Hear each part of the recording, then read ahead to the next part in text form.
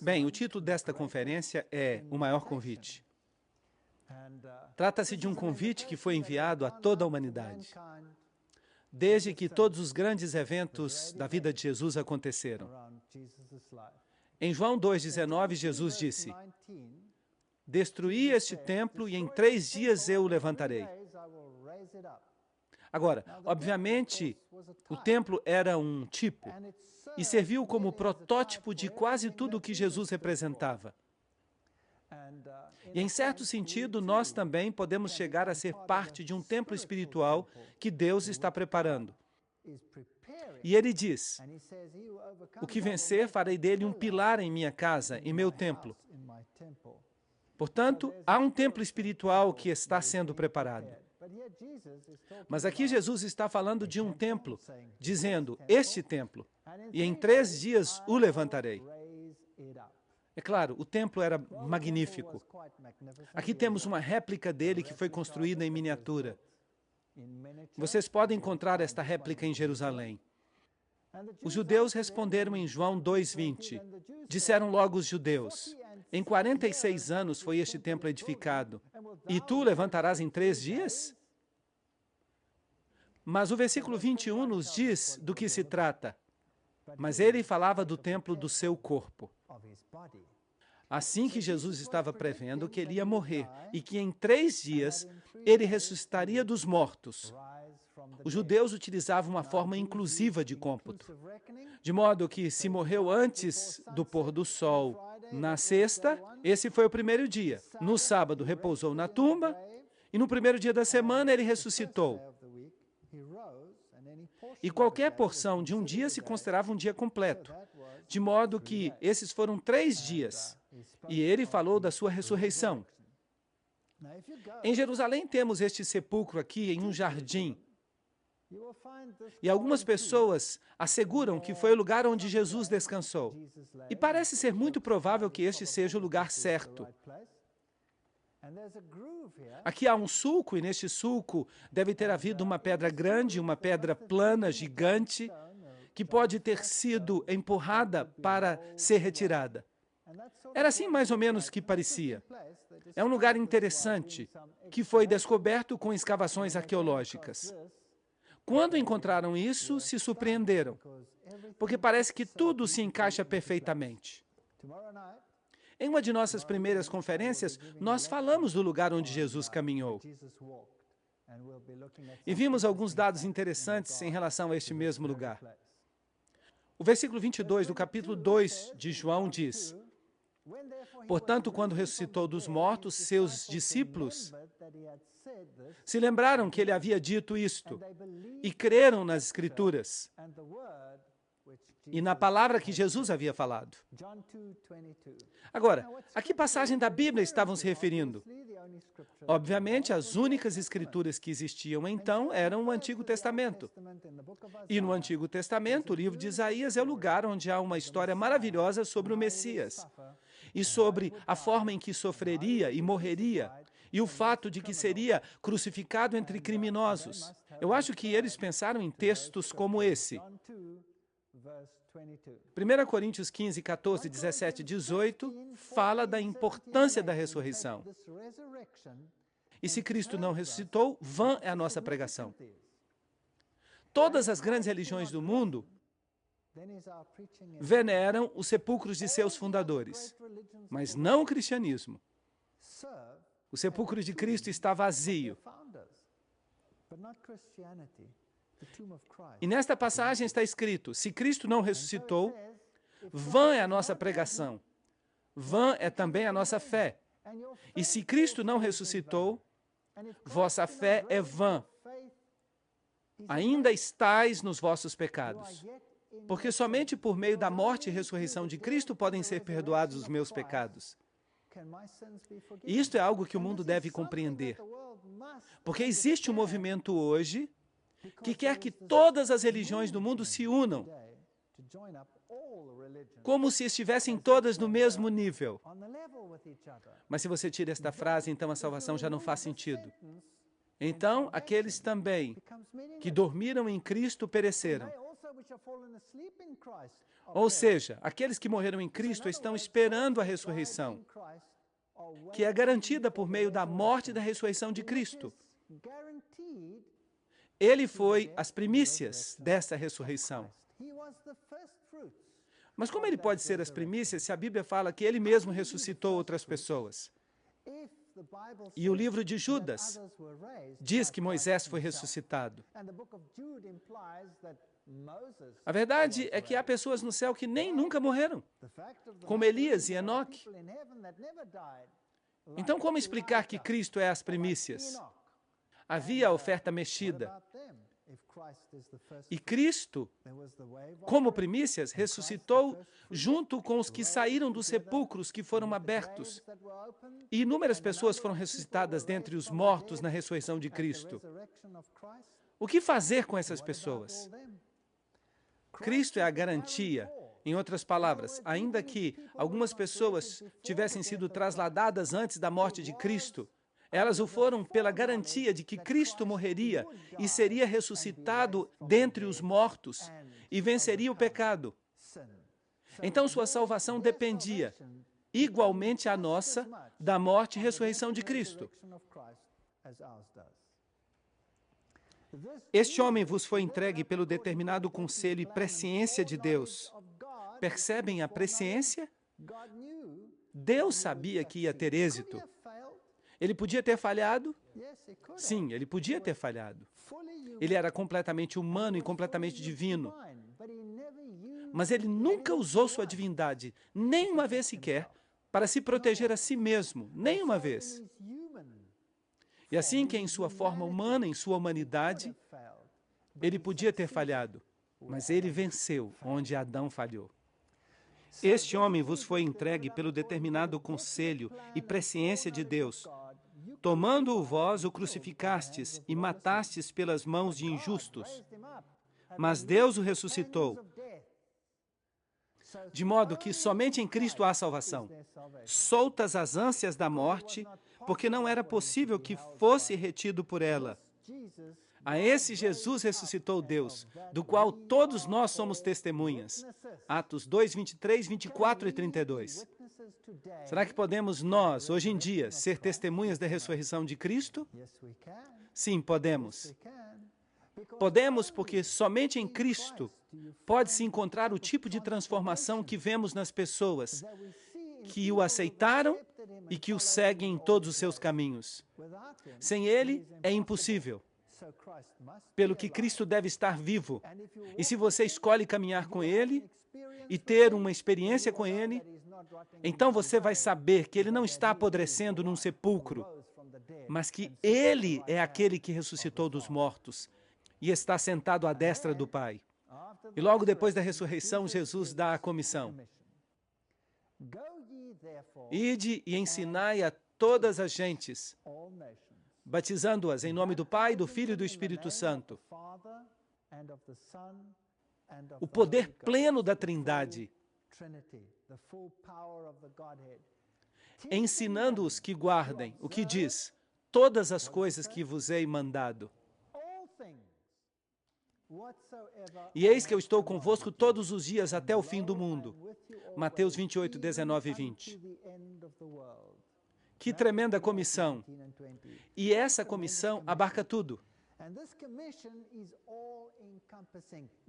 Não se pode deixar algo de fora, é preciso ensinar tudo. Portanto, uma relação que culmina no batismo está baseada na verdade, está baseada na palavra.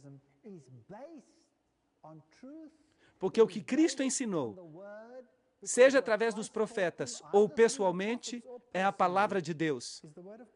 E não podemos tomar pedaços dela. Temos que tomá-la toda. Guardem todas as coisas que eu ordenei. Será que Cristo falou através dos profetas no passado? Claro que sim. Todas as coisas foram criadas por Ele e para Ele. E sem Ele, nada do que foi criado se fez. Assim que tudo, desde o princípio, vem de Cristo. O batismo é mencionado 80 vezes no Novo Testamento. Isso mostra a importância dele. Eu creio que não é apenas uma coisa passageira, pois é mencionado 80 vezes. João 3:23 diz, João batizava também no Enon, falando acerca de João Batista, junto a Salim, que é outro nome para Jerusalém, porque ali havia muitas águas. Então, para batizar, é preciso um pouco de água ou uma boa quantidade de água? É preciso uma boa quantidade de água, João 3:23. Portanto, o que significa ser batizado? A palavra grega é baptizo, que significa mergulhar, submergir, colocar debaixo da água. E deve haver também um significado específico, porque Deus não faz nada ao acaso. Tudo que Deus faz e diz tem sentido. Tem um significado espiritual profundo. Deus é um Deus que diz, assim é. Portanto, batizar significa mergulhar na água. E este é o Rio Jordão. E aqui está o lugar onde João Batista batizava, porque havia muita água. Mateus 3, 5 e 6 diz, e vinha a ele toda Jerusalém e toda a Judeia e toda a província ao redor do Jordão, e eram batizados por ele no Jordão, confessando os seus pecados. Mas o que é o pecado? Nós já aprendemos sobre isso. O que é o pecado? A transgressão da lei. Assim que as pessoas que não viviam em harmonia com Deus vinham aqui, confessavam seus pecados, e o batismo era um símbolo da purificação do pecado. E vinham ali e eram convencidos, porque João Batista não falava palavras indecisas, ele falava palavras claras e cortantes, certo? E eventualmente o próprio Jesus veio a João Batista. E João Batista sabia que Jesus era o Messias. E disse a Jesus, eu não vou te batizar. Tu deves batizar a mim. Eu não sou digno de desatar as correias dos teus sapatos. E Jesus disse, por agora nos convém cumprir toda a justiça. E então João o batizou. Bem, agora temos uma pergunta. Se o batismo é um símbolo da purificação dos pecados, pelo menos é um dos símbolos, era necessário que Jesus se batizasse? Será que ele cometeu algum pecado? Não, ele diz, o diabo vem e tem quanto de mim? Não tem nada. Nem um pecado. Jesus era o Filho de Deus, totalmente sem pecado e mancha. Por que então era necessário que se cumprisse toda a justiça e que Jesus também se submetesse à cerimônia do batismo? Porque Jesus não é apenas o nosso Salvador. Não é apenas o nosso Deus. Ele é também o nosso exemplo. Assim que Jesus nos deu o exemplo. E a Bíblia nos diz que se você segue a Cristo, você tem que caminhar como Ele caminhou. Assim que estudar a vida de Cristo é estudar o caminho cristão. E Cristo foi batizado. E Jesus, depois que foi batizado, Mateus 3,15, saiu logo da água. O que isso nos fala sobre o modo como Jesus foi batizado? Ele deve ter sido submerso em água. É isto que diz. Assim que Jesus estava submerso na água, e nesse momento o céu se abriu e viu o Espírito de Deus que descia como pomba e vinha sobre ele, Mateus 3,16. Assim que o Espírito de Deus desceu, não sendo uma pomba, mas como uma pomba. Agora, como é que desce uma pomba? Suavemente, suavemente. E houve uma voz dos céus que dizia, este é o meu filho amado, aquele que eu amo, como está na Nova Versão Internacional em inglês. Em quem me comprazo, Mateus 3, 16 e 17. Quando alguém é batizado, esse mesmo privilégio lhe pertence. Quando está submerso, o mesmo lhe ocorre. O Espírito Santo desce como uma pomba. E Deus diz: este é meu filho amado ou filha amada, em quem eu tenho contentamento. De maneira que a pomba não necessariamente significa literalmente uma pomba, mas os atributos de uma pomba. A função do Espírito Santo. E isto é algo que vale a pena estudar.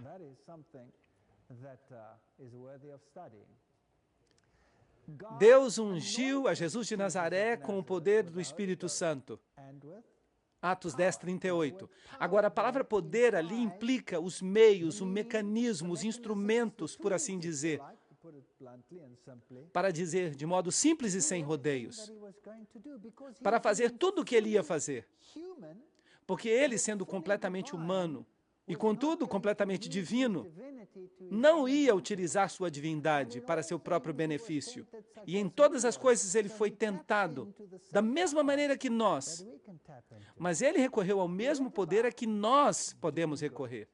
E ele andou fazendo bem e sarando a todos os oprimidos do diabo, porque Deus era com ele. Atos 10, 38. De maneira que no poder do Espírito Santo, ele saiu fazendo bem e pregando o Evangelho da salvação. Por 3 anos e meio. E os fariseus haviam ouvido o que Jesus tinha feito e que batizou mais discípulos do que João. De maneira que João Batista não era o único que estava batizando. Mas Jesus mesmo não batizava. Os seus discípulos batizavam. Seus discípulos batizavam as pessoas do mesmo modo que João fazia. E por isso temos outra vez a pergunta: por que Jesus não batizava? Porque é ele que está tipificado no batismo. Ele é colocado como exemplo. Mas os seus discípulos batizavam. João 4, 1 e 2. Mas há outra coisa que é interessante sobre o batismo. Um tipo de pergunta que hoje é feita em relação ao batismo. Porque hoje em dia, acredita-se que tudo o que uma pessoa tem que fazer é simplesmente dizer: estou aqui, estou pronto. E uma pessoa então é batizada.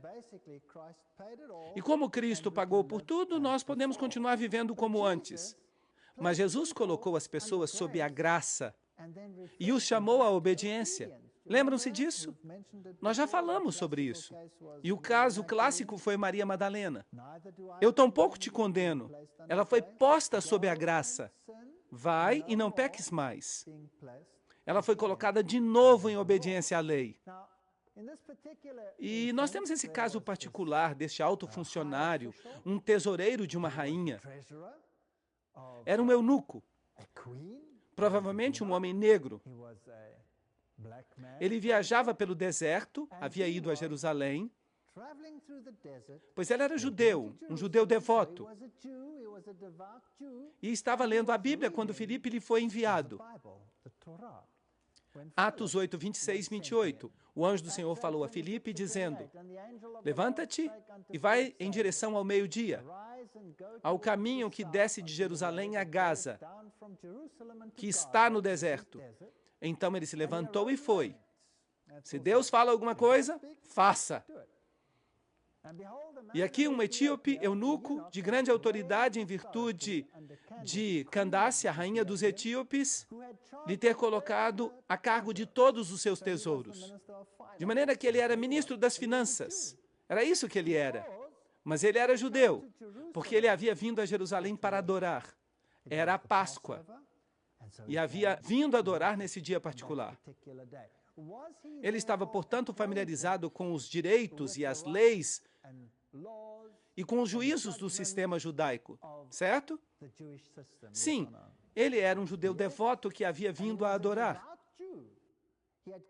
De maneira que conhecia tudo sobre o Antigo Testamento. Vocês acham que ele conhecia os 10 mandamentos? Claro. Conhecia os 10 mandamentos. E havia vindo adorar. E estava sentado no carro e lendo o profeta Isaías. Atos 8, 26 a 28. E assim que Filipe chega até ele, é convidado a subir no carro, se senta com ele e fala com ele e diz: o que você está lendo? E ele responde: estou lendo o profeta Isaías. E ele pergunta: você entende o que você está lendo? E ele lia uma passagem das Escrituras que falava sobre o cordeiro que foi levado diante dos seus tosquiadores e que não abria sua boca e foi levado ao matadouro. E Filipe perguntou: você sabe do que se trata? E curiosamente o eunuco disse: como posso saber se não há ninguém que me explique? É fascinante, Deus opera assim. Ele trabalha através das pessoas. E ele informa as pessoas da verdade por intermédio do seu povo. E aqui estava um judeu devoto que estava estudando o livro de Isaías e estava buscando encontrar uma resposta. E Filipe chegou ali para lhe dar essa resposta. Filipe o escutou lendo o profeta Isaías e perguntou: entendes o que lês? E ele respondeu: e como poderei entender se não há ninguém que me explique? E pediu a Filipe que subisse no carro e que se sentasse com ele. E a passagem que ele lia era: como ovelha para a morte foi levado, e como cordeiro mudo diante daquele que o tosquia, assim não abriu a boca. E Filipe deu a explicação. O que é que estava faltando a este judeu? Ele tinha a lei, tinha a Torá, sabia o que era ser obediente e seguir os preceitos de Deus, mas o que ele não sabia? Não sabia quem era o Messias. E assim, Jesus foi apresentado a ele por Filipe. Quando se deu conta de que este cordeiro havia sido sacrificado, que era o Cordeiro de Deus que tira o pecado do mundo, foi aí que disse a Filipe. E indo pelo caminho, chegaram a um lugar onde havia água. E disse o eunuco: aqui há água, o que impede que eu seja batizado? E mandou parar o carro. Ele conhecia a lei, conhecia a Torá, e agora havia encontrado o tesouro do céu.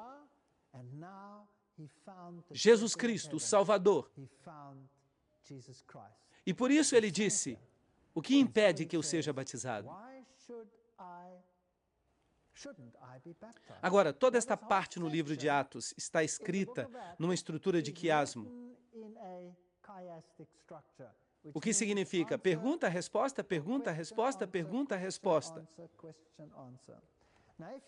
Agora, se você tem uma das traduções modernas da Bíblia, será difícil você encontrar este versículo. Porque sua Bíblia terá o versículo 36 e o versículo 38, mas deixará de fora o versículo 37. Você pode comprovar isto se você quiser. Atos 8, versículo 37. E a pergunta a Filipe foi: o que impede que eu seja batizado? E Filipe disse: se crês de todo o teu coração, pode ser batizado. Uma resposta muito importante. De maneira que, qual era o pré-requisito para o batismo? Crer de todo o coração. E por que vocês acham que algumas traduções modernas preferem deixar fora este versículo? E dizem à margem que não estava no texto original, mas a estrutura de quiasmo, que é pergunta, resposta, pergunta, resposta, pergunta, resposta, seria destruída se deixássemos esse texto de fora. De maneira que este texto, tal como aparece nas versões mais antigas, nas boas traduções, deveria estar aí. E disse: se crês de todo o teu coração, podes ser batizado. E respondendo disse: creio que Jesus Cristo é o Filho de Deus. Agora, vocês se lembram que ele era judeu. E Jesus havia dito, ensinando-lhes o quê? Vocês se lembram? Todas as coisas que vos hei mandado. Todas as coisas. Se me amais, guardareis os meus mandamentos. E hoje temos pessoas que não conhecem nada sobre as exigências de Deus e aceitam a Jesus como seu Salvador e pensam que podem seguir como antes, sem entrar em harmonia com os preceitos de Deus. Assim que os judeus tinham a lei e não tinham o Messias. Hoje queremos o Messias e não queremos a lei. Isso é bastante confuso. Em realidade, aqueles que guardam os mandamentos de Deus e têm a fé de Jesus, é isso que a Bíblia diz. Este é o grupo que representa todo o Evangelho. Por que Jesus morreu por nós? Porque nós estávamos em transgressão. Mas será que isso significa que continuamos em transgressão? Claro que não. Assim que é muito importante, se credes de todo o coração, pode ser batizado. E respondendo, disse, creio que Jesus Cristo é o Filho de Deus. Era isso que faltava. Ele não conhecia o Messias. E quando ele aceitou o Messias como seu salvador pessoal, então foi batizado. E desceram ambos à água, Filipe e o eunuco, e o batizou. Atos 8, 36, 38.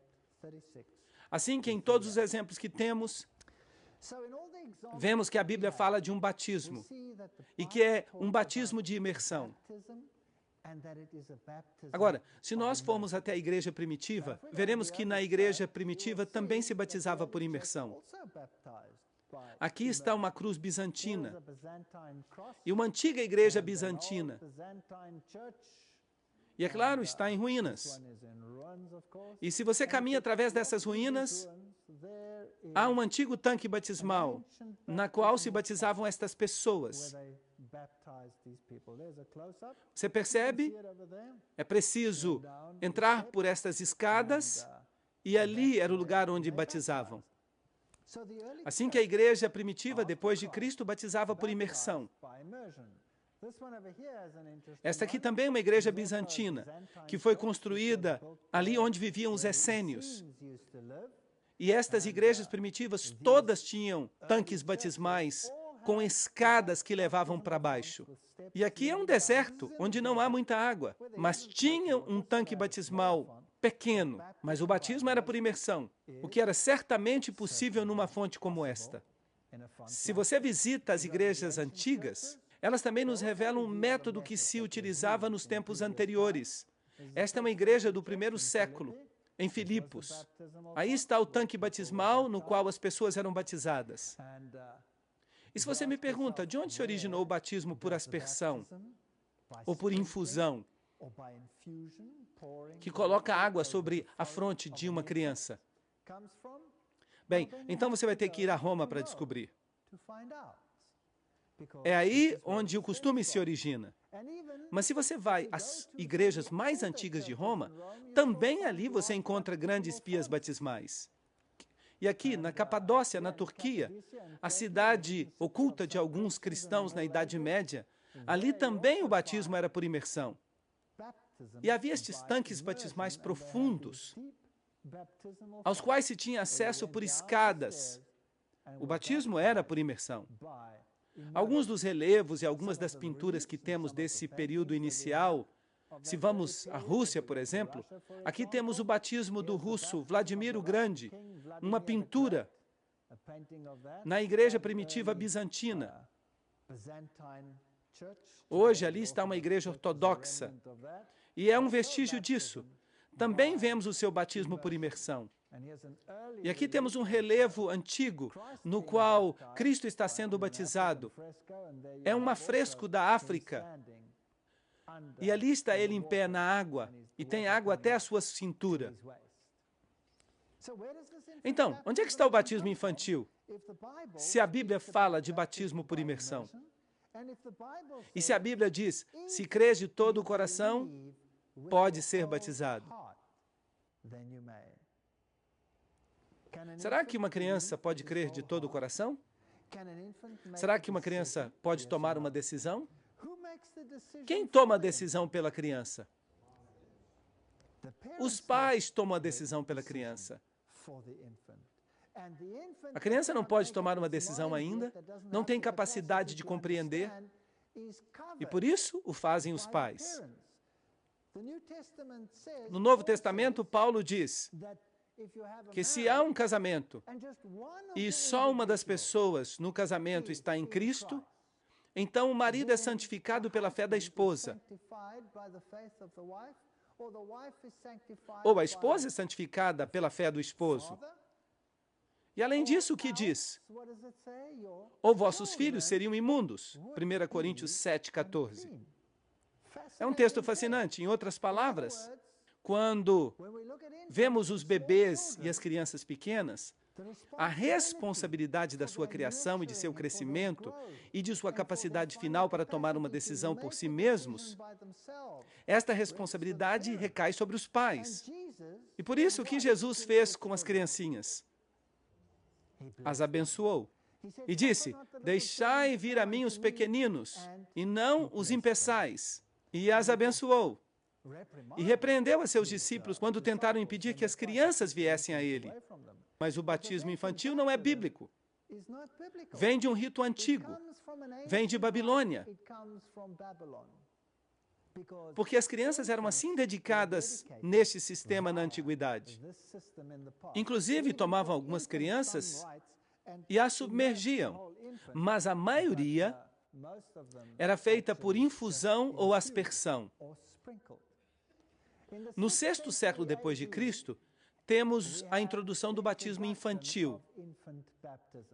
O Deus Jano, aquele de cabeça dupla, o que olha para frente e para trás, e que é equivalente à águia das duas cabeças, é dele que vem, porque supostamente ele nasceu 2 vezes. A água benta era usada para os batismos, e ela era criada tomando uma tocha do altar e submergindo-a na água, que depois se convertia em água benta. E hoje é a mesma coisa.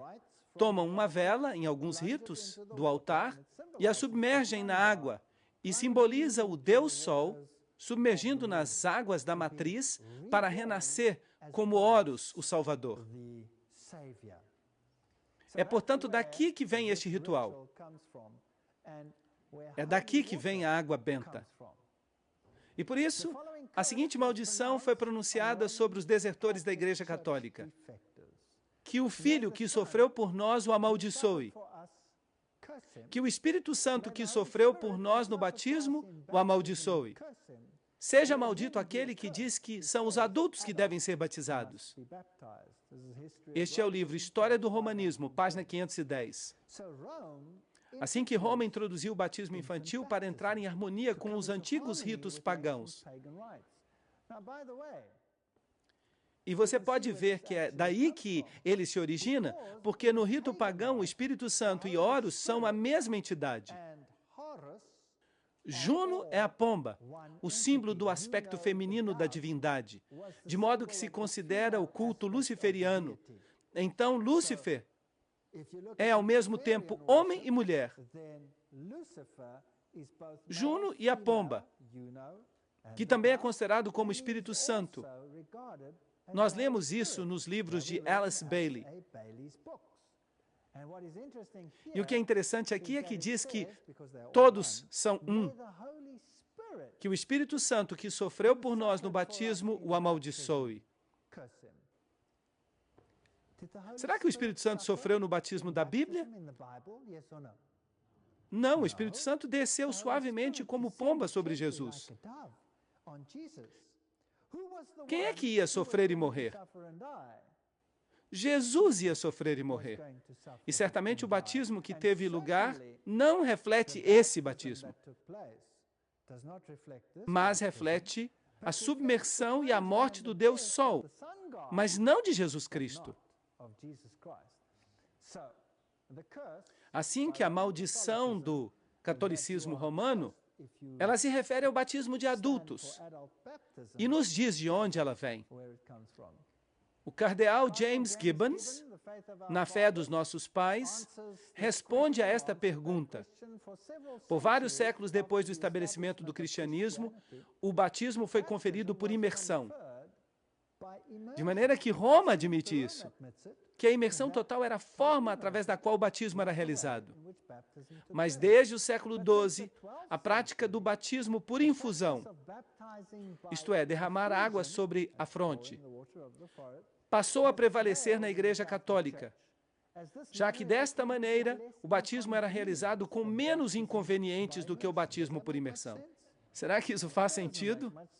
Isso não faz nenhum sentido. João 3,3 diz: em verdade te digo, o que não nascer de novo não pode ver o reino de Deus. Assim que nascer de novo representa morte e ressurreição, o batismo representa morte e ressurreição. Ressurreição que experimentamos em Cristo. Não foi até o Concílio de Ravenna, em 1311, depois de Cristo, que o derramamento de água foi oficialmente aceito como tendo a mesma validade da imersão no rito do batismo. Assim que os ritos pagãos foram introduzidos suavemente, e hoje em dia estão aí, enraigados, e as pessoas os seguem. Do contrário, você fica debaixo da maldição.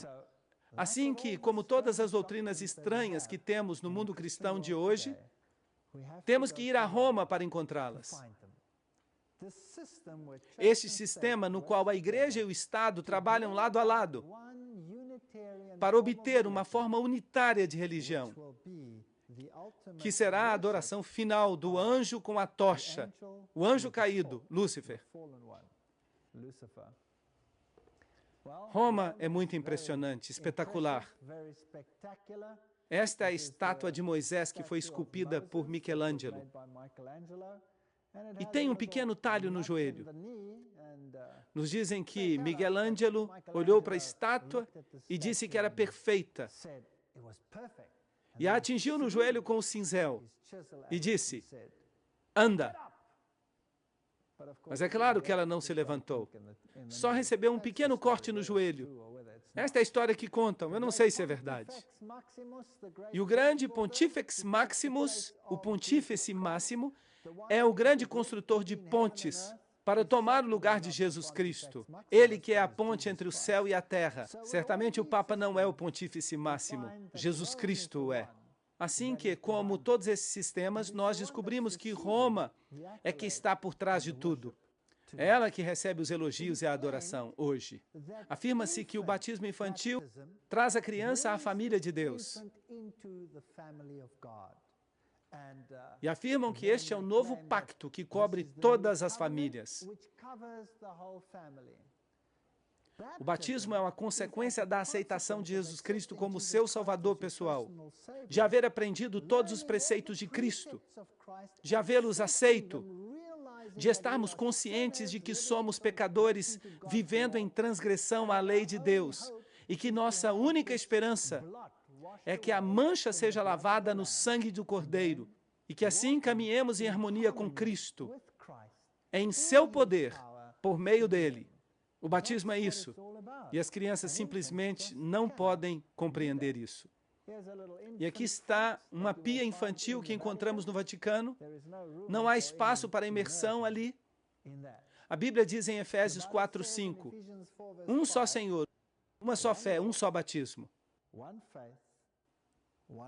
Mas quantos batismos há aí fora no mundo? Muitos ritos diferentes de batismo. Alguns batizam por imersão, por exemplo. Os batistas batizam assim. Outros praticam o batismo infantil. Outros praticam o batismo infantil por infusão. Outros não praticam batismo com água. Afirmam que praticam apenas um batismo espiritual. Uns praticam o batismo por imersão, submergindo uma vez. Outros praticam o batismo por imersão, submergindo 3 vezes, em nome do Pai, do Filho e do Espírito Santo. E alguns praticam o batismo por imersão 7 vezes. Qual deles está certo? A Bíblia diz, Há um Senhor, uma fé e um batismo. Certamente seria fácil resolver o problema. Basta ir à fonte de referência, não é mesmo? E qual é a fonte de referência? A Bíblia. Então, por que as pessoas não tomam uma norma da Bíblia? Não seguem os ensinamentos da Bíblia? Assim teríamos um só batismo, não é mesmo? Quantas vezes a Bíblia diz que Jesus foi submerso na água? Uma vez. Em algum lugar está escrito que o eunuco foi submerso várias vezes? Não. Assim que seria possível ter somente um rito. E, de fato, qualquer doutrina da Bíblia tinha que ser discernida seguindo o mesmo método. Se uma igreja diz que é de um jeito e outra diz que é de outro jeito, e as igrejas estão divididas todo o tempo sobre esses assuntos, certamente deveríamos ir à palavra de Deus e dizer: é isto que diz a palavra, façamos desta maneira. E se pode encontrar uma igreja que diz: isto é o que a palavra diz, façamos assim, em cada um desses aspectos, bem, então teríamos um Senhor, uma fé e um batismo. Mas, infelizmente, não vivemos num mundo assim. Então, vamos dar uma olhada no simbolismo do batismo para que possamos ver o que ele realmente significa. Em 1 Pedro 3:21, a água simboliza o batismo, não tirando as imundícias da carne com a aspiração de uma boa consciência para com Deus, mas nos salva pela ressurreição de Jesus Cristo. Assim que quando alguém é batizado, o que está comemorando? A ressurreição de Cristo. Mas agora o mundo cristão lá fora quer se lembrar da ressurreição de Cristo fazendo o quê? Observando o quê? Observando o domingo. Isso não é bíblico, não é bíblico. Você comemora a ressurreição de Cristo mediante a participação no batismo. E sabem o quê? A Bíblia nos diz algo interessante. Ela nos diz que uma pessoa é batizada e ressuscita em Cristo. Será que Jesus também instituiu um mini-batismo para nos lembrar deste evento? Sim, ele fez isso. O lava-pés. E ele disse: fazei isso todas as vezes em memória de mim. Fazei o que digo, e bem-aventurado sereis se o fizerdes. O lava-pés é um mini-batismo que nos lembra do batismo do renascimento que tivemos. Em certo sentido, você caminha pela vida e recolhe um pouco de pó aqui, um pouco de pó ali. E o rito solene da comunhão, quando você participa do corpo e do sangue de Cristo, é acompanhado então do lava-pés. E a Bíblia diz claramente que temos que fazer isto. Bem-aventurados sereis se o fizerdes, João 13:17. Mas muito poucos o fazem. Em verdade te digo, que se não nasceres da água e do Espírito, não podes entrar no reino de Deus, João 3:5. Mas será que o homem que estava na cruz, o ladrão, vai estar no céu um dia ou não? Sim. Ele foi batizado? Não. Então, como pode esse texto ser verdade? Bem, se você não tem uma oportunidade de fazê-lo, Deus julgará a sua intenção, o seu coração. E o que sabe fazer o bem e não o faz, diz a Bíblia, isso é pecado. Tiago 4:17. Deus passa por altos tempos de ignorância, Atos 17:30. Devemos levar todas essas coisas em conta. Em verdade te digo que quem não nascer da água, se não tem a capacidade e sabe, deve nascer da água e do Espírito. Sem o Espírito, não pode entrar no reino de Deus.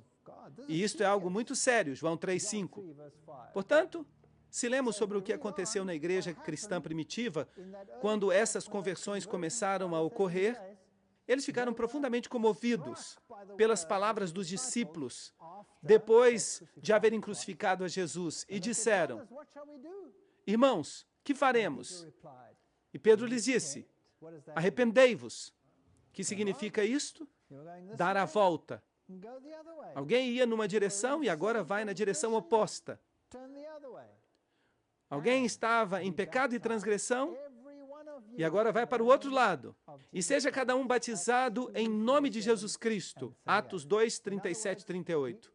Em outras palavras, a questão que está em jogo é que Jesus era o Messias, a quem eles haviam crucificado. Eles quebraram a lei e crucificaram a Cristo, porque a lei diz: não matarás. E eles o fizeram, de maneira que tiveram que se arrepender, tiveram que aceitar a Jesus Cristo como seu Salvador pessoal e tiveram que ser batizados. Atos 2, 38 e 39. Arrependei-vos e batize-se cada um de vós em nome de Jesus Cristo para perdão dos pecados e recebereis o dom do Espírito Santo.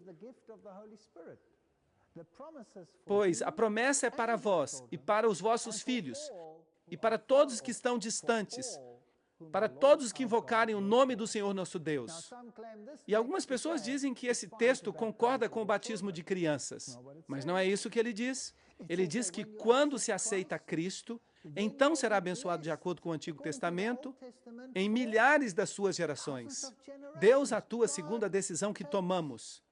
Assim damos a Deus o direito de interferir na nossa própria vida e de nos proteger. E recebereis o dom do Espírito Santo, de maneira que, quando uma pessoa é batizada, ela recebe um dom especial. Antes disso, a pessoa pode receber impressões da parte do Espírito Santo. Pode ser conduzida pelo Espírito Santo. Mas, em seu batismo, a pessoa recebe o dom do Espírito Santo. E esta promessa é para vós e para vossos filhos, porque os filhos estão cobertos pela decisão e pela fé dos pais. E para todos que estejam distantes, para todas as pessoas, para todos aqueles que invoquem o nome do Senhor nosso Deus. Assim que esta promessa vale para todos.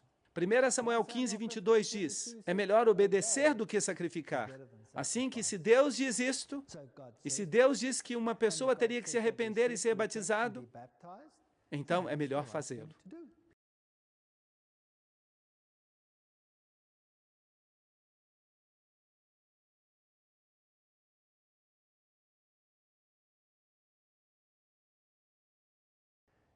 Efésios 4, 11 a 13 diz: e ele mesmo deu alguns certamente para apóstolos, e outros para profetas, e outros para evangelistas, e outros para pastores, e outros para mestres, para o aperfeiçoamento dos santos, para a obra do ministério, para a edificação do corpo de Cristo, até que todos cheguemos à unidade da fé e do conhecimento do Filho de Deus, até o homem perfeito, até a medida da estatura da plenitude de Cristo. Então, qual é o propósito desses dons que Deus vai outorgar durante o batismo? Eles são para o ministério, para o aperfeiçoamento dos santos, para a edificação do corpo de Cristo. Todos recebem uma parte. Até a pessoa mais humilde recebe uma parte. Inclusive aqueles que praticamente não têm nenhuma grande habilidade podem ser tão abençoados por Deus a ponto de se converterem em homens poderosos e gigantes dentro da igreja. Alguns têm a capacidade de orar, outros têm dons diferentes. Alguns têm o dom da hospitalidade. Quem é mais importante? Aquele que recebe alguém em sua casa, que consola as pessoas, ou o que prega o Evangelho? Quem é mais importante? Um não é mais importante do que o outro. Será que alguém pode dizer para o outro: eu não preciso de você? Barnabé era conhecido pelo seu espírito suave e por fazer com que as pessoas se sentissem à vontade. E isso é tão importante como qualquer outro dom, como ser evangelista, ou pastor, ou mestre. Seja qual for o dom, Deus dá a cada um para a edificação do corpo de Cristo, até que todos cheguemos à unidade da fé. Mas isto, mais uma vez, nos diz que o que nós vemos aí fora no mundo não pode estar certo. Não deveríamos ter 1.000 ou 2.000 religiões ou mais. Há uma só fé, um só Deus, um só batismo. Até que todos cheguemos a esta harmonia. Porque da maneira que no corpo temos muitos membros, mas nem todos os membros têm a mesma função, assim nós, sendo muitos, somos um corpo em Cristo. E o corpo de Cristo é a igreja. E será que os membros do corpo poderão fazer parte integrante de diferentes corpos que ensinam coisas diferentes? O que vocês acham? Se há uma verdade, um batismo, uma fé, podemos ter diferentes religiões e diferentes ensinos sobre assuntos que absolutamente não são bíblicos? Quando os comparamos com a Bíblia, sim ou não? Não. Sem dúvida, temos que entrar em harmonia quando se trata dos assuntos da fé. Assim, nós, sendo muitos, somos um corpo em Cristo e somos todos membros uns dos outros.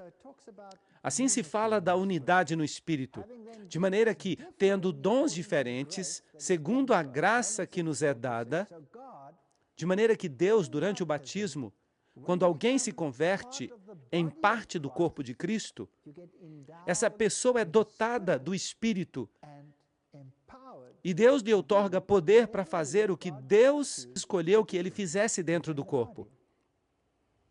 E nós somos testemunhas suas destas coisas, e também o Espírito Santo. Agora, escutem atentamente, Atos 5:32, o qual Deus deu a quem? Aos que lhe obedecem.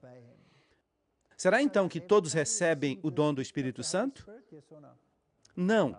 Você precisa ser obediente aos preceitos de Cristo. Do contrário, este texto não se aplica.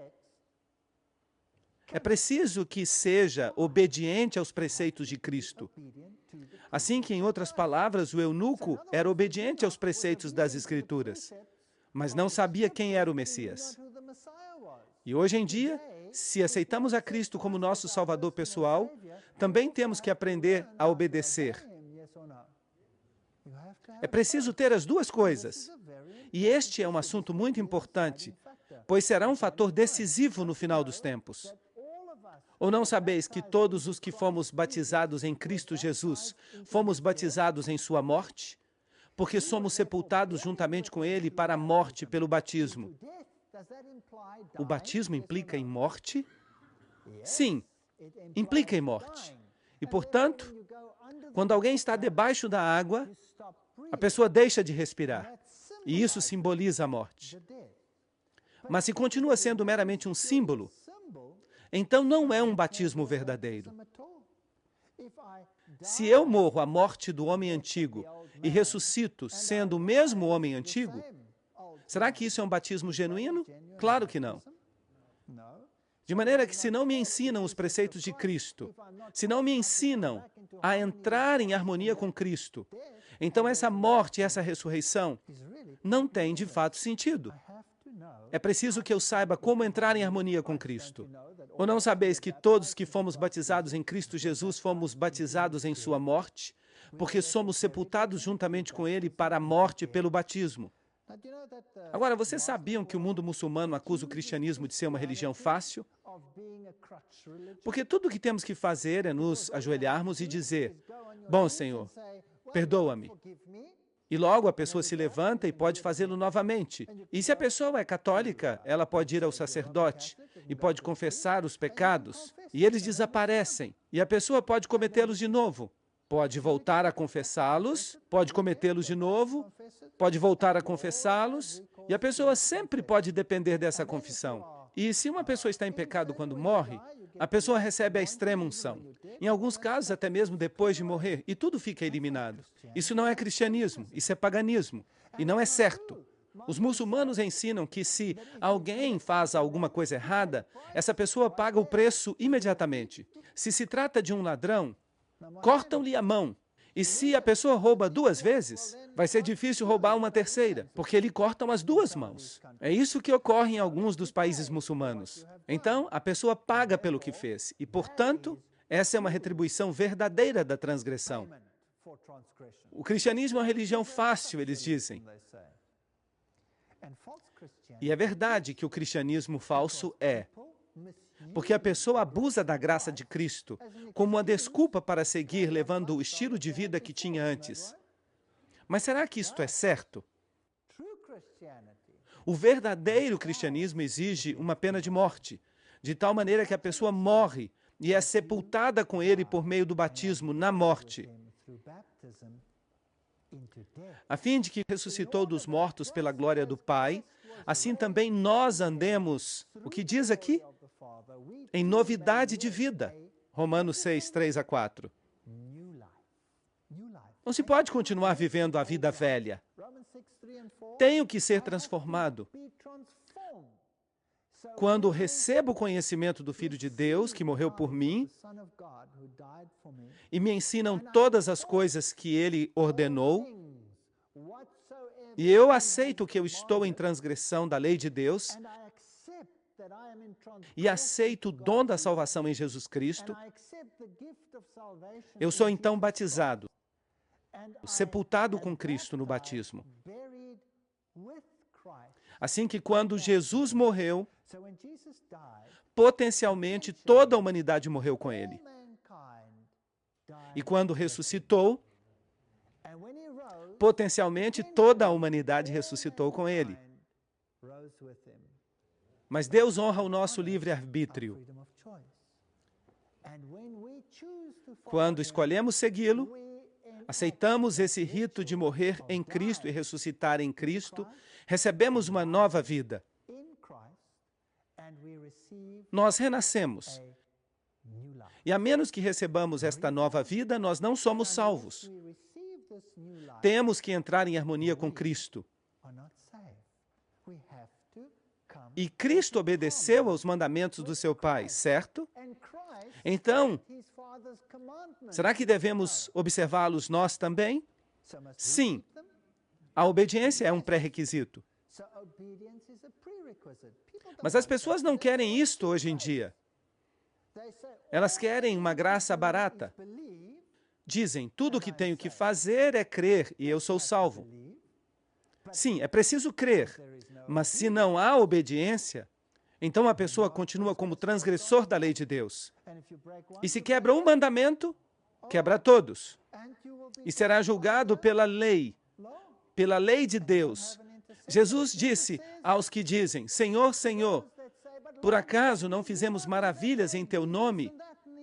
Expulsamos demônios e fizemos todas estas coisas? E Jesus lhes diz, afastai-vos de mim, vós que obrais a maldade. E aqui, a palavra maldade é a palavra grega anomia, que literalmente significa a quebra da lei de Deus. Hoje em dia existe uma doutrina que se chama anomianismo, que significa eliminar a lei de Deus, anomia.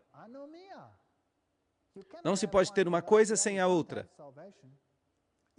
Não se pode ter a salvação de Cristo e, ao mesmo tempo, deixar de voltar a estar em harmonia com Ele. Esta é a razão pela qual Ele morreu por nós. Por que, então, Ele morreu? Para nos salvar. Assim que, para que possamos viver esta vida nova, temos que renascer. E eu vou falar algo para vocês. Se alguém realmente se converte ao cristianismo, esta pessoa segue a Cristo em todos os seus caminhos. Ela é batizada e ressuscita em Cristo. E nele, por intermédio dele, vive a vida de Cristo. Ninguém vai reconhecer essa pessoa. Seus velhos amigos dirão, quem é esse? Nós não o conhecemos. Já não mais quero ficar com ele. Vou me afastar. Eu prometo isto para vocês. Eu perdi a todos os meus velhos amigos quando me batizei. Quando comecei a caminhar com o Senhor. Quando voltei a estar em harmonia com os preceitos de Cristo, todos os meus amigos se foram. Eu não mais queria beber com eles. Agora eu era um estraga-prazeres, em certo sentido, porque eu não queria fazer as coisas que eu fazia antes. E a minha própria família se afastou de mim. Assim que este é o tipo de vida nova que devemos levar. Mas graças a Deus, que nós arranjamos muitos amigos novos. Nós passamos a ter uma nova família. Assim que morremos para nossa antiga forma de vida pecaminosa E isso é muito importante, do contrário, não é uma coisa verdadeira. A sepultura de nossos pecados fica nessa tumba de água por meio do batismo. E a ressurreição para uma vida nova em Cristo. Uma vida que está em harmonia com os preceitos de Cristo. 2 Coríntios 5:17. De modo que se alguém está em Cristo, é uma nova criatura. Totalmente nova, totalmente nova. As coisas velhas passaram e eis que todas as coisas se fizeram novas. Somos totalmente diferentes. Será que vai haver divisões no lar se uma pessoa aceita e a outra não? O velho marido não vai mais reconhecer a esposa. Ou a esposa não vai reconhecer o marido. Quem é você? Eu já não o reconheço. Você está tão diferente. Você mudou completamente. O que aconteceu? E muitas vezes, essas pessoas nem querem reconhecer isso. E somente a oração e a paciência e a bondade podem fazer frente a um problema como este. Sabendo isto, que o nosso velho homem foi crucificado juntamente com ele, para que o corpo do pecado seja destruído, a fim de que não mais sirvamos o pecado. Isto está muito claro em Romanos 6:6. Jesus pagou toda a nossa dívida. Não há nada que eu possa fazer. Ninguém pode guardar a lei de Deus completamente. É impossível. Será que isso é bíblico ou não? Não. Não devemos servir o pecado. Mas posso fazê-lo por minha própria força? Não. Somente em Cristo. Mas posso deixar de roubar, posso deixar de mentir, posso deixar de fazer trapaças, posso deixar de olhar as coisas que não deveria olhar, porque eu tenho poder sobre o meu pescoço, não é verdade? Assim também, considerai-vos mortos para o pecado. E se você quer morrer para o pecado, deve saber o que é o pecado. Porque por meio da lei vem o conhecimento do pecado. Romanos 3:20. Assim que se quero morrer para o pecado, devo conhecer a lei. Assim que hoje em dia temos um problema totalmente diferente do que o eunuco enfrentou. Ele conhecia a lei, mas não conhecia a Cristo. Hoje conhecemos a Cristo, mas não conhecemos a lei. De maneira que temos que entrar na plenitude da estatura de Cristo. Assim também, considerai-vos mortos para o pecado, mas vivos para Deus em Cristo Jesus, o nosso Senhor. Romanos 6:11. Morremos com Cristo no rito do batismo. Somos ressuscitados como uma nova pessoa, totalmente nova, brilhantemente nova. Se você compra um carro novo, quantos defeitos o carro tem quando você o compra? De fato, se você pega o seu carro novo, um pequeno amassado ali, o que você vai dizer ao vendedor? Que é isto? Mas depois de conduzir o mesmo carro por 20 anos, já ninguém mais se importa.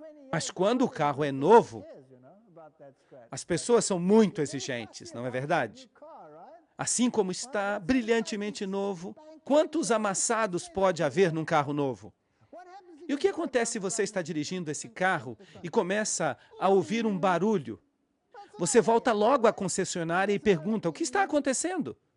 Eu pensava que era um carro novo. Novo significa novo. Uma pessoa totalmente nova. Quantos defeitos, quantos pecados, quantos problemas tem esse indivíduo?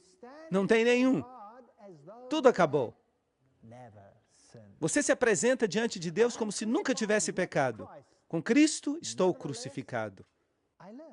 Estive morto, mas agora vivo. E já não vivo eu, mas Cristo vive em mim. Assim que se me vanglorio e digo, eu tenho o poder de fazer isto agora. Isso tampouco é bíblico. Em Cristo que eu agora vivo na carne, vivo na fé do Filho de Deus, o qual me amou e se entregou a si mesmo por mim. Gálatas 2:20. Isso é fantástico, é fantástico.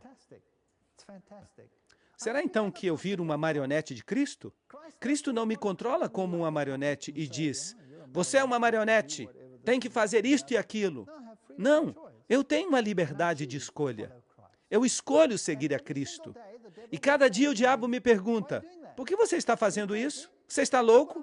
Veja o que eu tenho para oferecer a você. Mas ele tem um monte de lixo, ele não tem nada. E assim que eu escolho, dia após dia, a seguir a Cristo. O batismo comemora a morte, o sepultamento e a ressurreição de Cristo. É isso que ele faz. Em segundo lugar, simboliza a morte, o sepultamento do velho homem de pecado. E em terceiro lugar, representa a ressurreição para uma vida nova em Cristo Jesus. E em quarto lugar, indica a purificação do pecado. Atos 22:16. É isso que o rito do batismo representa. É um simbolismo.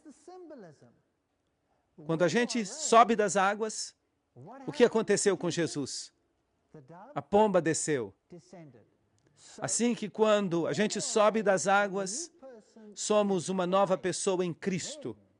Então recebemos o dom do Espírito, do jeito que Deus quer. Vocês sabem que muitas pessoas ficam sentadas na igreja perguntando-se: qual é o meu dom? Eu não tenho nenhum dom. Nada aconteceu comigo que eu me lembre. Eu pergunto, se não estão dispostos a caminhar com Cristo, será que vão ter uma experiência com Ele? Muitas pessoas usam os seus dons o ano inteiro e nem se dão conta disso. O que crer e for batizado será salvo. Marcos 16:16. Esse texto é usado tão incorretamente hoje em dia. Crer significa tudo. Só é preciso crer. Mas é preciso crer de todo o coração. Atos 8:37. Varões, que faremos? Pedro lhes respondeu: arrependei-vos. Isto significa entrar em harmonia com os preceitos de Cristo. E batizem-se, lavem-se, renasçam. E batize-se cada um de vós no nome de Jesus Cristo. Porque nele vivemos e nos movemos e somos. Assim que os que receberam a palavra foram batizados. Mas será então que algumas pessoas não receberam a palavra? Claro, muitos não a receberam. E se acrescentaram naquele dia 3.000 pessoas. Atos 2:41. De modo que foram acrescentadas ao corpo de Cristo 3.000 pessoas. Esse foi um batismo em massa no Jordão. Hoje em dia acontece um batismo em massa no Jordão. Muita gente vai ao Jordão para ser batizada. Milhares e milhares para serem batizados. E eu me pergunto, será que eles entendem a plenitude do rito do batismo? É agradável ser batizado por imersão, porque essa é a maneira bíblica. E, de fato, a Igreja Adventista do Sétimo Dia aceita o batismo por imersão. Até mesmo se foi feito em outras igrejas, desde que tenha sido feito na maneira bíblica. Nesse caso, uma pessoa pode se tornar membro simplesmente por profissão de fé. Aqui está uma jovem sendo batizada em um lago, mas a Igreja Católica diz que era menos inconveniente fazê-lo dessa maneira. Bem, Cristo fez isso. E eu fiquei surpreso com esta pessoa. Eu tirei esta foto na Alemanha, onde esta jovem foi batizada. Vocês podem ver o gelo ali flutuando ao redor? Incrível, incrível. Essa é uma determinação em ser batizada. Concordam comigo? Isso é determinação. Vamos dar uma olhada nos passos para a salvação. Vamos ver isso de acordo com a Bíblia. Número 1. A pessoa tem que aceitar. A pessoa tem que aceitar o sacrifício de Cristo, Romanos 3:23. A pessoa tem que crer que Ele é o caminho, a verdade e a vida. E tem que crer que esta é a forma de fazê-lo, Atos 16:31. Número 3, a pessoa deve confessar, 1 João 1:9. E deve haver uma decisão, Apocalipse 3:20. Devemos ter todos estes 4 componentes. Romanos 3:23 diz: porquanto todos pecaram e estão destituídos da glória de Deus. Todos somos pecadores, portanto todos devem nascer de novo para entrar no reino dos céus. É preciso ser uma pessoa nova, uma pessoa em harmonia com Cristo, porque ninguém vai entrar no céu de outra maneira. Portanto, é preciso nascer de novo, pois todos pecaram. Atos 16:31 diz: e eles disseram: crê no Senhor Jesus Cristo e serás salvo, tu e tua casa. A fé abarca os filhos. Maravilhoso. Todos pecaram. E é preciso que eu o aceite. E devo crer nos méritos de Cristo. Eu tenho que confessar os meus pecados. Se confessarmos os nossos pecados, Ele é fiel e justo para nos perdoar os nossos pecados. De modo que, se tem um batismo sem confissão, será que isso vale? Não. E eu os limparei de toda maldade, 1 João 1,9. Eis que estou à porta e bato. Se alguém ouvir a minha voz e abrir a porta, entrarei em sua casa e cearei com ele e ele comigo. Apocalipse 3:20. É isso que eu mais gosto no caráter de Deus. Ele não força ninguém. O que ele faz? Ele está à porta e bate. Ele não arromba a porta para entrar. Então, o que a pessoa deve fazer no final das contas? A pessoa deve aceitar o convite. Deve abrir a porta e convidá-lo a entrar em sua vida. Agora já sabemos o que significa o batismo. Significa também que passo a fazer parte da Igreja de Cristo quando sou batizado? Porque por um Espírito somos todos batizados. Não 10 Espíritos, não 20, nem 1000, nem 2000. Um Espírito. Somos todos batizados em quantos corpos? Em um corpo. Quer que sejamos judeus ou gregos. Agora, lembrem-se que a palavra judeu se utilizava para os primeiros cristãos também, e que ainda se consideravam judeus. Quer que sejam servos ou livres, pois a todos deu de beber de um mesmo Espírito. 1 Coríntios 12:13. Só há uma verdade, não há 10 verdades, milhares de verdades. E o Senhor acrescentava a cada dia à igreja os que eram salvos. Atos 2:47. Assim que quando alguém aceita o rito do batismo, quando alguém aceita Jesus como seu salvador pessoal, quando alguém se batiza, a pessoa se converte e passa a fazer parte do corpo de Cristo. E este corpo de Cristo, que doutrinas ensina? Todas as doutrinas. Porque por um só Espírito fomos todos batizados em quantos corpos? Em um corpo. E Ele é a cabeça do corpo que é a igreja. Colossenses 1:18. Sim, o batismo por imersão é pessoal, mas também é corporativo. Quer dizer que a pessoa passa a fazer parte do corpo de Cristo. Mas, e essa história do rebatismo? Se uma pessoa foi batizada, mas digamos que não foi batizada da maneira que está de acordo com a totalidade do princípio bíblico, o que acontece então? Será que deve ser batizada de novo? Vamos ver o que ocorreu em Atos 19:1-5. Paulo, depois de passar pelas regiões superiores, chegou até Éfeso. E falando a certos discípulos, lhes disse: recebestes o Espírito Santo quando crestes? Eles haviam aceitado a Cristo, eram crentes. E eles lhe disseram: nem sequer ouvimos que há um Espírito Santo. E então lhes disse: em que, pois, fostes batizados? E eles disseram: no batismo de João. Agora, João pregou o batismo de arrependimento. Mas o batismo em Cristo implica em fazer parte do corpo de Cristo e receber o dom que lhe outorga poder para pregar a Cristo. E disse Paulo: João batizou com o batismo de arrependimento, dizendo às pessoas que crescem naquele que viria depois dele, isto é, em Jesus Cristo. E quando ouviram isto, foram batizados no nome do Senhor Jesus. Atos 19:1-5. E algumas denominações dizem que, bem, isso significa que só devemos batizar no nome do Senhor Jesus. Mas o próprio Senhor Jesus disse: batizem em nome do Pai, do Filho e do Espírito Santo. Esta é a parte messiânica. É preciso primeiro se dar conta de quem é o Messias. Mas quando a pessoa é batizada, ela é batizada na plenitude da divindade.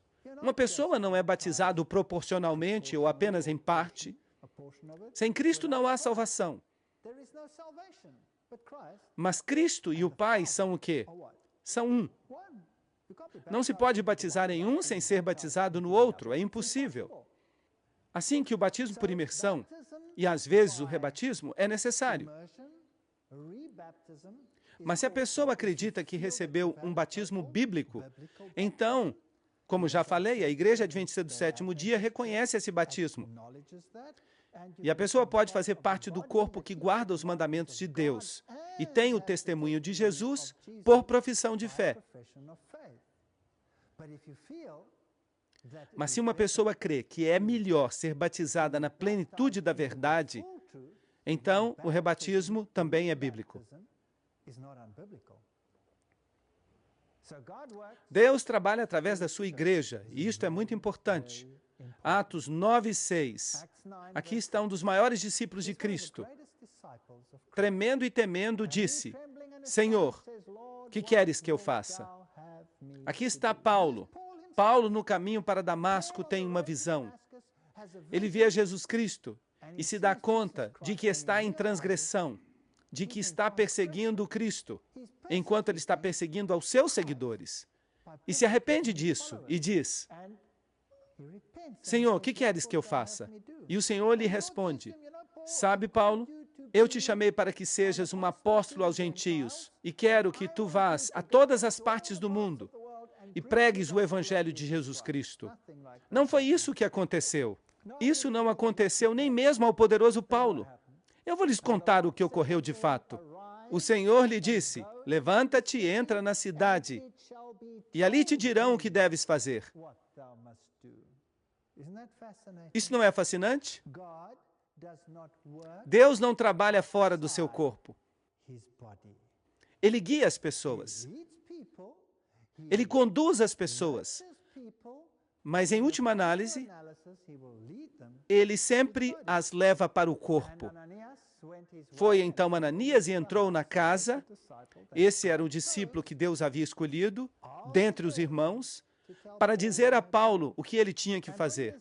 E, impondo-lhe as mãos, disse: Irmão Saulo, o Senhor Jesus, que te apareceu no caminho por onde vinhas, me enviou para que recebas a vista e sejas cheio do Espírito Santo. Atos 9:17. Esse é um texto muito importante. Deus não chama as pessoas de fora para ir dizer ao corpo o que este deve fazer. Ele envia essas pessoas ao corpo para que o corpo lhes diga o que devem fazer. Isso faz sentido? Assim que estes são princípios bíblicos muito importantes, pelos quais podemos comprovar a solidez da nossa fé.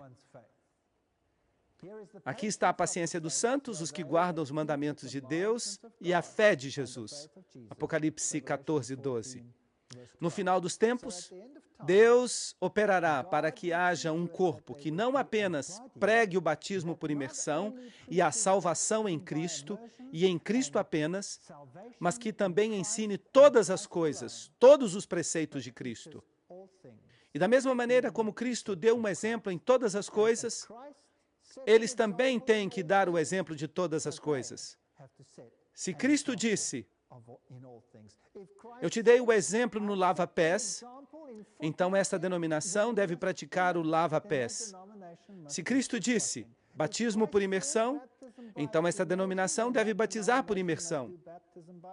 Se Cristo disse: Se me amais, guardareis os meus mandamentos, então esta denominação deve guardar os mandamentos. Certo ou errado? Todas estas coisas devem estar em harmonia com a palavra. E se não estão, então temos um problema. E a mensagem dos 3 anjos? Há apenas uma denominação no mundo que prega a mensagem dos 3 anjos. Não há outra. Vocês podem procurar o mundo inteiro, de norte a sul, de leste a oeste. Só há uma denominação cristã que ensina a mensagem dos 3 anjos. Também tenho outras ovelhas que não são deste redil, a quem devo também trazer, e ouvirão a minha voz, e haverá um rebanho e um pastor. João 10:16. Deus vai levar o mundo todo a uma decisão. Muito em breve, todo este mundo terá que tomar uma decisão. Em nenhum momento durante estas conferências eu lhes disse que se você não é membro da Igreja Adventista do Sétimo Dia, você estará perdido. De fato, o que eu disse foi que o povo de Deus está em todas as igrejas. Mas Deus vai pedir contas de todos nós.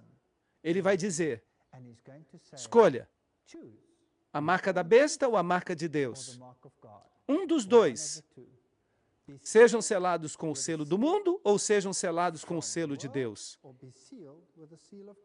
E nós fizemos um grande estudo sobre o que isso significa. O selo de Deus, o sábado, é um símbolo de obediência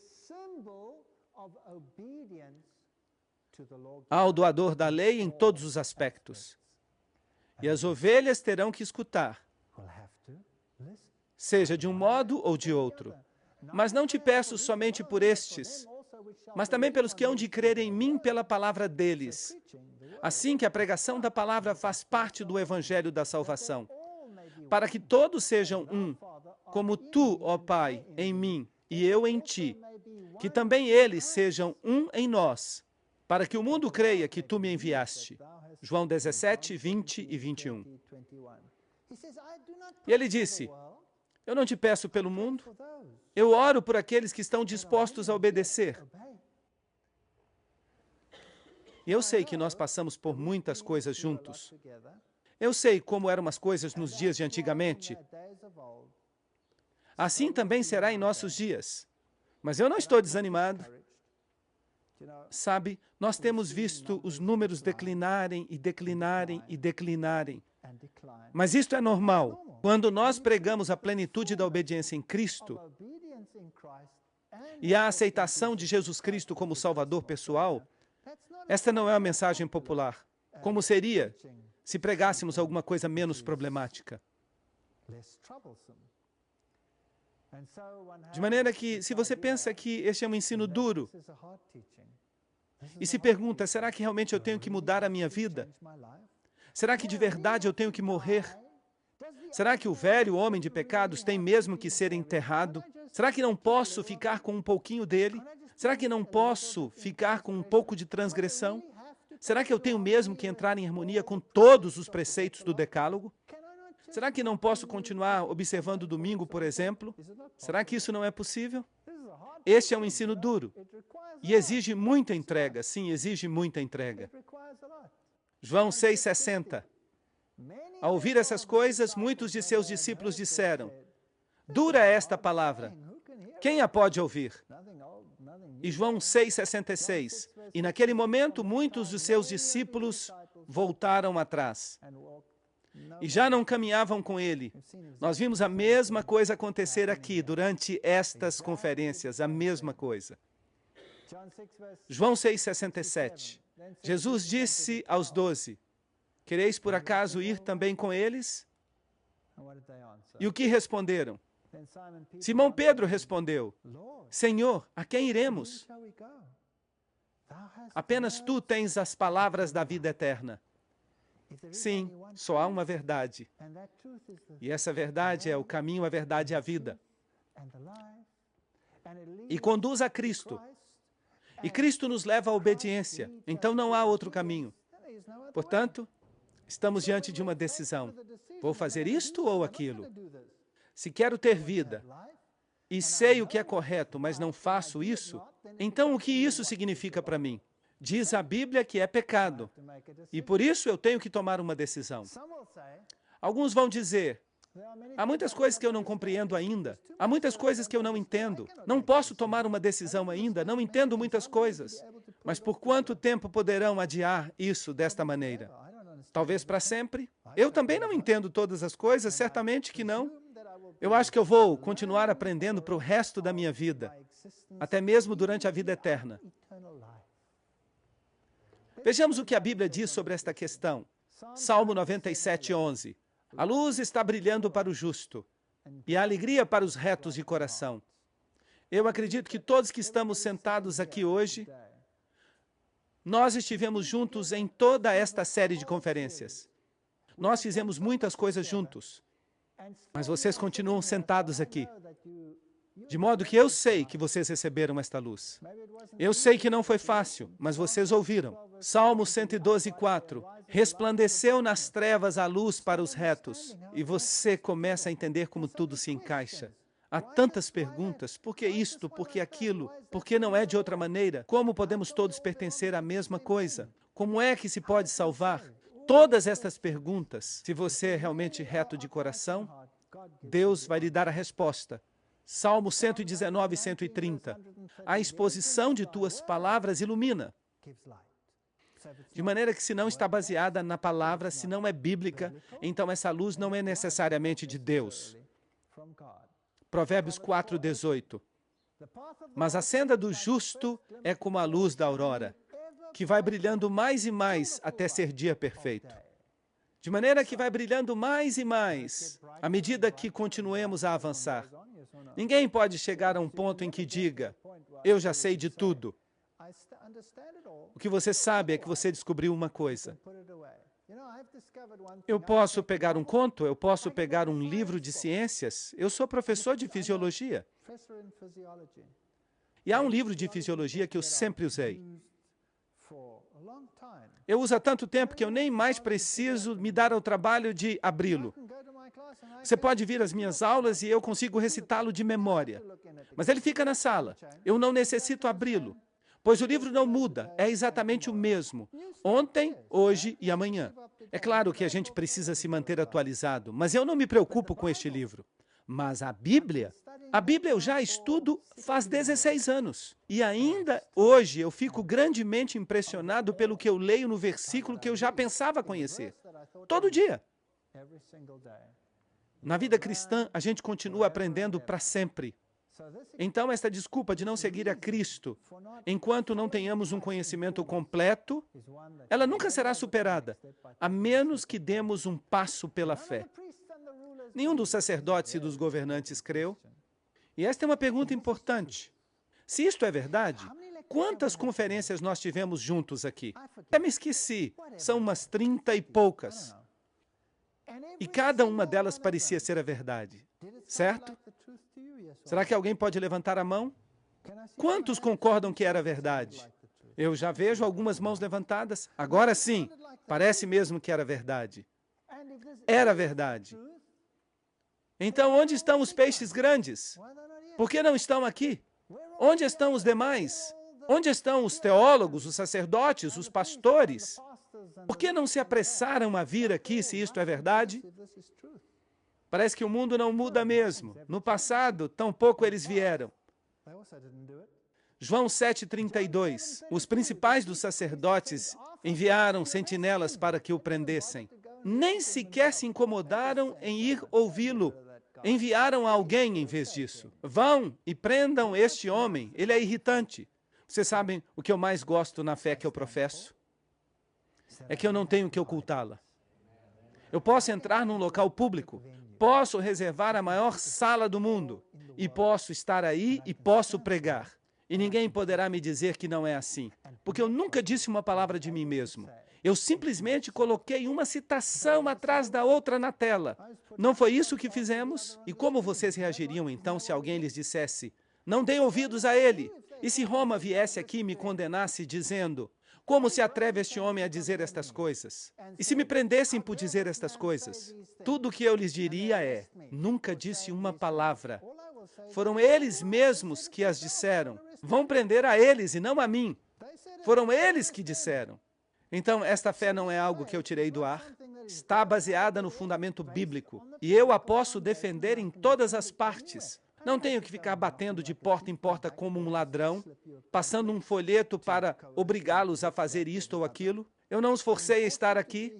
Estão todos sentados aqui por seu livre-arbítrio, escutando e comprovando versículo depois de versículo, revisando. Eu tenho aqui uma carta de uma pessoa que foi comprovar essas coisas na internet. Será que isso é mesmo assim? E eu gosto disso.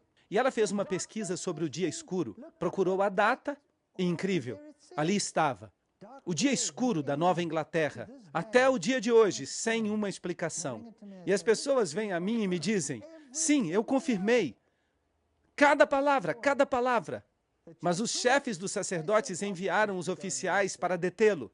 E no versículo 46 eles voltaram e disseram aos sacerdotes, lamentamos muito. Onde está ele?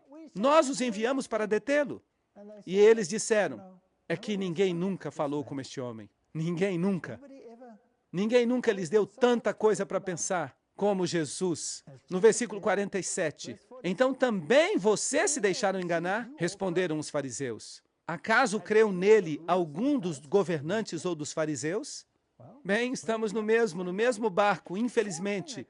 Até nos tempos bíblicos, alguns fariseus e escribas creram, mas a maioria não creu. Mas vários creram. Nicodemos creu, apesar de ter vindo no meio da noite, temendo que pudesse ser visto, mas creu e se converteu em uma força depois disso. E eu lhes digo que são milhares e milhares que estão aceitando esta verdade. Milhares, milhões, no mundo todo aceitando esta verdade e sendo acrescentados a cada dia. Milhares, milhões. Na América do Sul, todos os dias, 2 ou 3 mil se acrescentam. Todo dia. Agora, faça uma soma com o passar do tempo. Milhões de pessoas estão vindo para a verdade. Se vocês fizerem um levantamento e averiguarem quantos adventistas do sétimo dia há,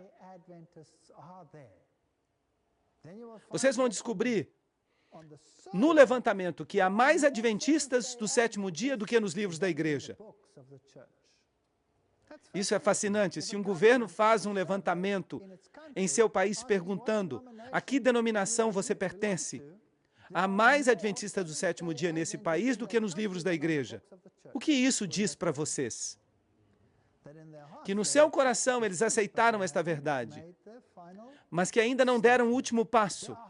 Há igrejas completas, incluindo o pastor, igrejas completas que estão vindo para esta verdade.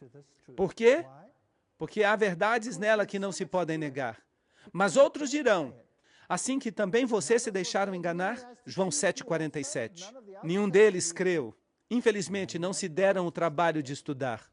Alguns vão dizer que o preço é demasiado alto.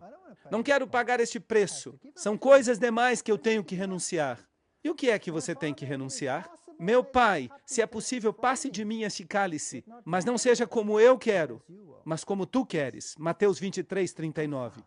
Isso é profundo, que Deus tenha escolhido algo tão simples como a obediência, um dia, para fazer uma diferença entre o bem e o mal. É absolutamente incrível. E alguém pode dizer, eu vou esperar até que o Espírito me comova. Você sabe, eu sei que está certo, mas eu não quero dar o passo ainda. Esta não é outra frase que as pessoas usam? Bem, Provérbios 16:25 diz, há caminho que parece direito ao homem, mas ao final são caminhos de morte. Você sabe que algo é correto, faça-o. Eu não sou um desses evangelistas que fica aqui na frente colocando pressão, porque durante todo este tempo eu falei à mente de vocês e ao coração de vocês. E agora eu gostaria que seu coração e sua mente trabalhassem juntos. Esta é sua decisão, não minha. Eu não tenho que forçá-los. Vocês precisam decidir se isto é certo ou errado. Mas talvez, de fato, você ainda tenha dúvidas. Isso acontece. E você esteja dizendo, eu desejo aprender mais acerca disto, porque eu creio que é correto. Ou, em vez disso, você pode dizer, eu não quero aprender mais nada sobre isso. A decisão é sua, de ninguém mais. Talvez você diga que uma decisão vai causar divisão. Eu sei que se eu aceitar isso, minha esposa ou meu esposo vai se assustar. Eu poderia perder o meu noivo, a minha noiva, o meu trabalho, a minha família. Todo mundo vai ficar louco. A minha família ficou louca. O meu primo me disse isto francamente. Ele me disse, eu nunca mais vou pôr o pé em tua casa. Éramos os melhores amigos. Sempre estávamos juntos. Comíamos juntos, bebíamos juntos. Ríamos juntos. Chorávamos juntos. E ele não voltou mais à minha casa em 16 anos. É algo duro. Na minha família, há alguns que sabem que isto é a verdade, mas não querem dar o passo. É incrível, assombroso. E famílias inteiras que simplesmente aceitam isso. E eu não consigo entender, eu fico doido.